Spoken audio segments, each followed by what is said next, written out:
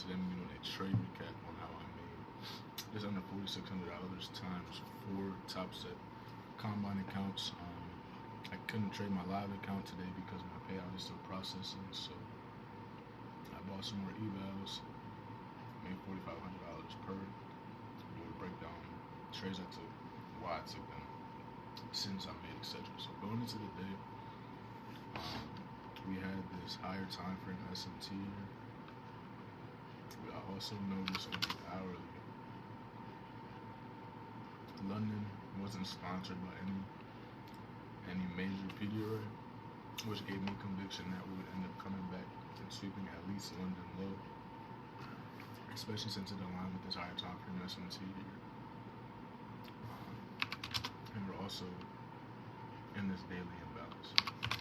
So with all that, I'm looking for shorts, zoomed in. Once we closed below this 5-minute here, took my first entry with very low risk. Ended up getting stopped out at break even. I was in profit for a while. Moved my stop to break even once we swept this low.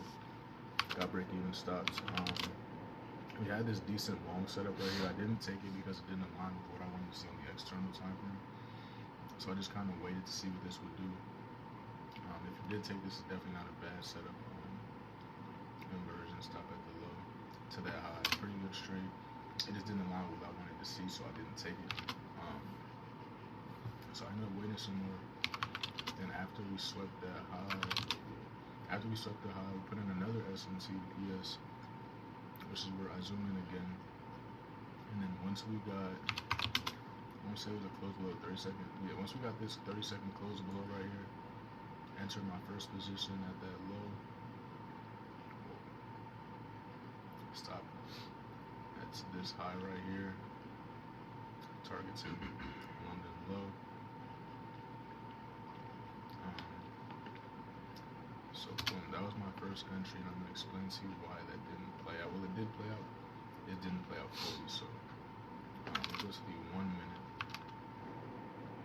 we ended up putting in an SMT fair value gap here with ES. So ES tapped the 1 minute, NQ did not. So from there, I zoomed into the 15-second. Well, actually, I took a partial at this low right here as well. So that's another thing. I zoomed into the 15-second though. Waited for the change in the state. Scaled in, moved my stop to this high. Got break even stops. Or I took like a small loss.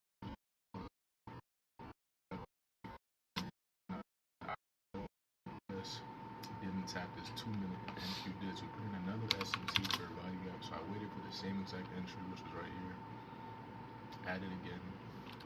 Pyramided once we closed below this 15-second. Got this displacement, ended up pyramiding again once we closed below here. Stopped at this high, rolled it down. I intended on leaving the runner to align with standard deviation, which was this low right here. However, I did meet my maximum profit for the day with top set at 50% profit rule. Ended up going over that per account, which was kind of annoying. I didn't realize it at first, but it is what it is. This is my stats for today. First day on these accounts. I'll show you my Express account from last week. This was my stats. Can't trade until my payout processes, so that's what we're waiting for now. Probably gonna be able to trade tomorrow or Wednesday, hopefully. But yeah, looking to pass the rest of these accounts. I made 45, like 18,000 across, a little over 18 grand across all 4 accounts. Is pretty cool. Yeah, that's essentially it.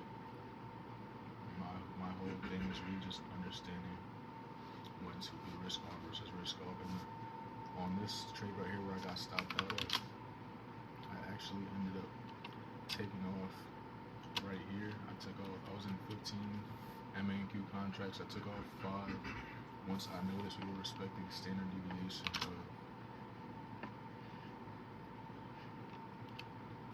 new day opening gap. We were respecting this like just every time, so I ended up scaling off right here, break even my stop, which was smart because I ended up getting stopped out regardless. Waited for my re-entry, took it, and that was that.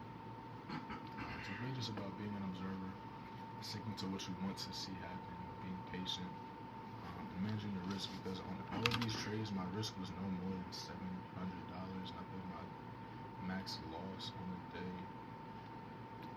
was my biggest loss, $246, which is very good because obviously my reward was pretty large. So yeah, that was my day today.